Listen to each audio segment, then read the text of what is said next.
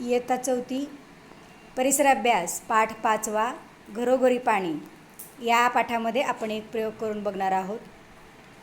तर आपल्याला काय करायचे आहे, एक बाटली घ्यायची आहे, त्या बाटलीचा वरचा निमुळता भाग काढून टाकायचा आहे। त्यानंतर खाली जो भाग राहतो त्या भागामध्ये 4 छोटे होल घ्यायचे आहेत। त्या होलमध्ये आपल्याकडे असणाऱ्या रिकाम्या रिफिलचे तुकडे करायचे आणि त्या होलमध्ये बसवायचे।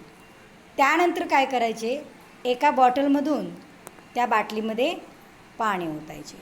आता त्या बाटलीमध्ये आपण पाणी ओतल्यानंतर काय होते पाहूया।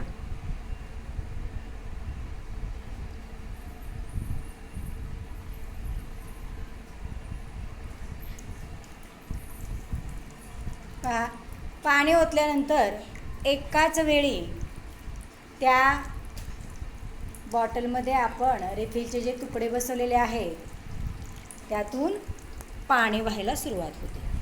मग या प्रयोगातून आपल्याला काय समजते, तर एका ठिकाणी साठवलेले पाणी नळाचा वापर करून आपल्याला निरनिराळ्या ठिकाणी पाठवता येते।